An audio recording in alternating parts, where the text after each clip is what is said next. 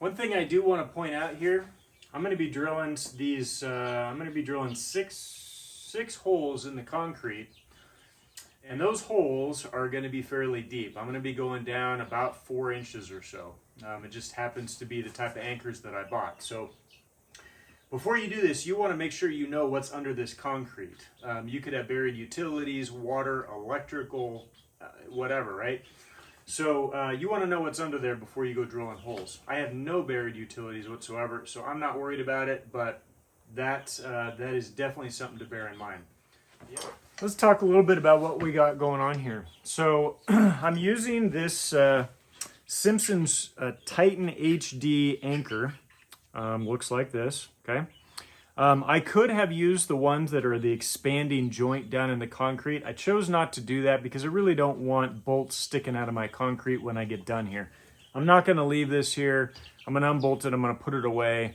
And if I've got bolts sticking out of the concrete, somebody's going to get hurt. So these I can take back out again, and the holes I can fill with I can fill with some sort of adhesive or foam or a number of different things, so that I could actually even just put these bolts back in the hole so that, anyway, you get the point. So says right on the back here, the diameter of drill that you need. It says minimum depth, all that stuff. 3/8 concrete drill for these. I've got a 3/8 concrete drill. I elected to get one on the longer side because I am going to drill through these supports on the tire changer apparatus.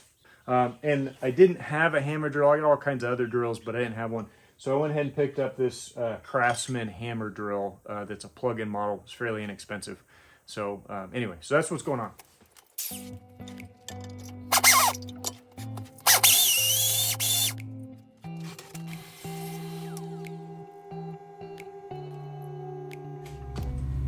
See, I'm marking the drill with a permanent marker.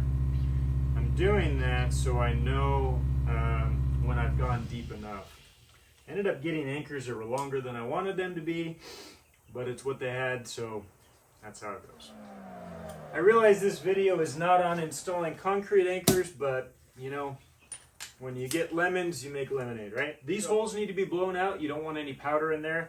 The best, and I'll say safest way to do this, don't stick the air nozzle in there and blow, because it's going to come right back in your face.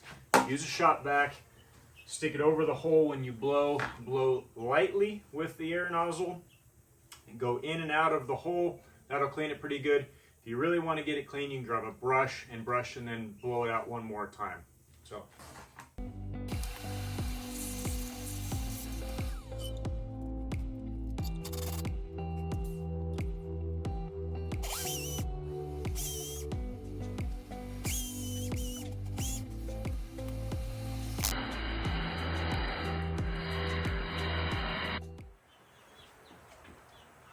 That's better. Now that is solid. I feel much, much better about that.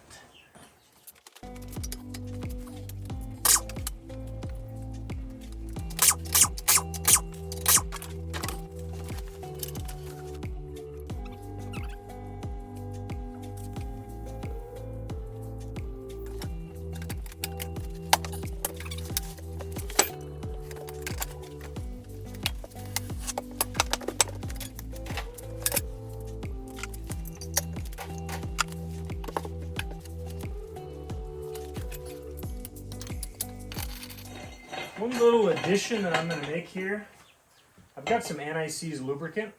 The threads on this are not the greatest, I've noticed, so I'm just going to put a little bit to keep them around, hopefully a little longer.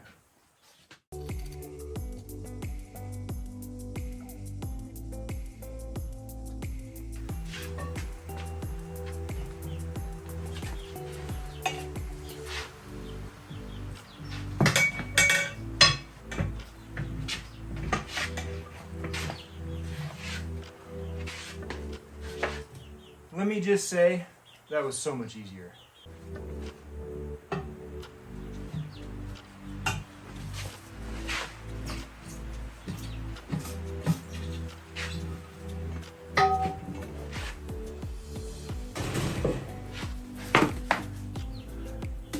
that is definitely the way to go. Yeah, guys, if you're going to attempt this, bolt this thing to the floor. Man.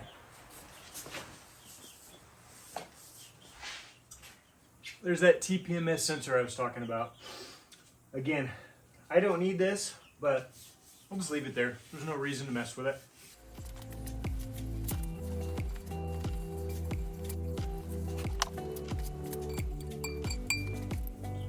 Weights. One thing I didn't mention before, but I was trying to do, I'm trying to keep the amount of tire lube that I'm using here down to, I don't know, kind of a minimum. I don't want to go crazy here because I don't want to get a bunch of liquid in the tire. So bear that in mind. I've seen some people use a sponge or other things where you can kind of control a little bit better. Certainly could do that, but I think just with a little care, you can do the same thing with your brush. Should probably share something with you guys. When you look at this end of the tool, we've got a hook here and we've got a flat spot with a little lip there. The idea behind this thing is this part's going to hook the rim and then the tire is going to reside up here. We want to push the tire this side of this guy or that side, whichever it is, down as far as possible. And then again, we've got this connected to the rim, we've got this on the tire, and I'm using a leverage point, which is that center post, and I'm pulling this around. As I do that, since this part of the tire in front of the rod here is around the rim, as I pull that around, it just kind of sneaks around and goes down on the rim like it's supposed to. So that's one little nuance that took me a minute to figure out. So hopefully that'll help you out a little bit. You don't have quite the learning curve that I did.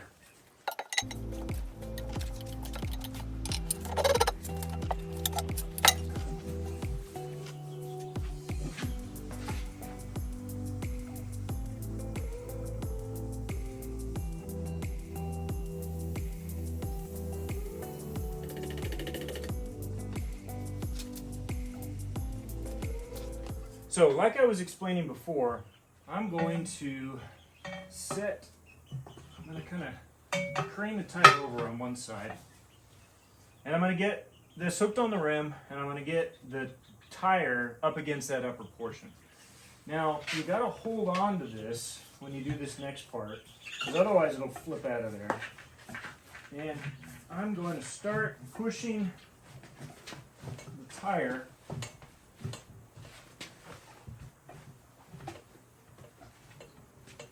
onto the rim. Okay? See what we got going on there? So now I can start moving this around.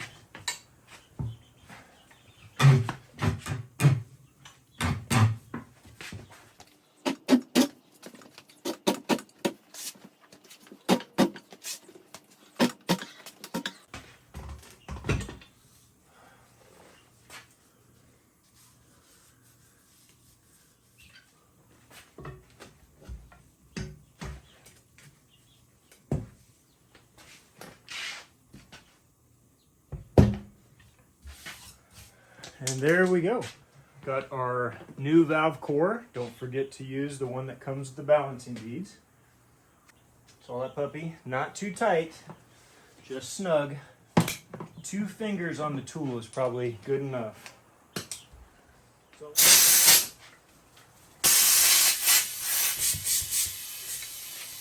Okay, that wasn't too bad. So I just moved the tire around, lifted up and down as you're filling it with air, and I was able to get it to seal. Again, here comes the pop.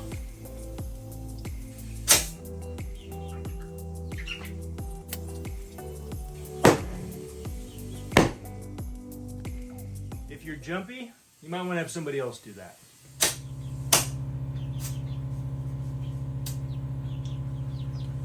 $32. Oh, let's check for leaks.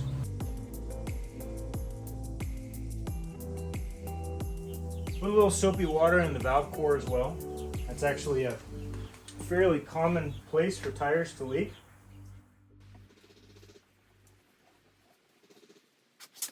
All right, no leaks.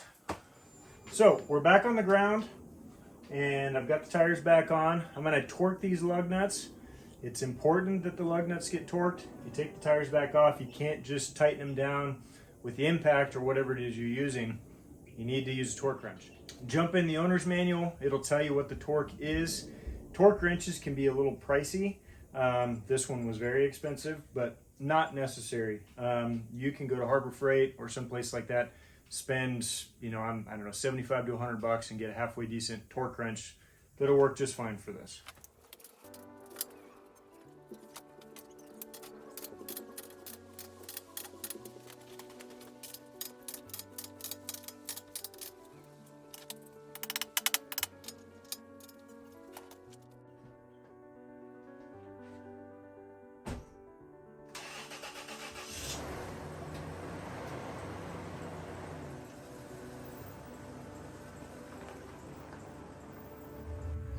Okay, so that is all done. I gotta say, I'm a little tired. So what do I think about all this? Absolutely doable, no question about it. When we need tires on the next vehicle, would I do it again? Yeah, I think I would. Why am I fussing with this? Why would you mess with it? Well, the reason that I'm doing it is because we've had a number of bad experiences, and this last time I swore I was not going back to the tire shop if I could help it. It finally had enough. So that's the reason that I decided to try this. A couple of takeaways. Number one, this thing has got to be bolted to the concrete. There just is no ifs, ands, or buts about it. I think I mentioned before, I finally got to the point where my wife and I were both standing on this thing and reefing on it, trying to get that tire on. Finally did get it, but the heavy duty screws I used to attach this to those 4x4s, I broke 2 of them. So if that tells you anything. So number one, bolted to the floor. Number two, I did scratch the rims a little bit using this thing. I'm not super happy about that. I do have some ideas for next time to prevent that from happening, but yeah, I guess I'm not surprised, but a little bit disappointed from that standpoint. I noticed it on the first rim. I tried to mitigate it for the others, and it did get better, but so just bear that in mind. Number three, I started doing this at about 11 o'clock this morning, and it's now almost 3. So it took some time to do this. Now that doesn't include the trip to the hardware store to pick up anchors and a hammer drill and stuff like that, but I've got 4.5 hours invested in swapping out these tires. So it took a while. The first one took by far the longest. I think I had almost an hour just in the first tire.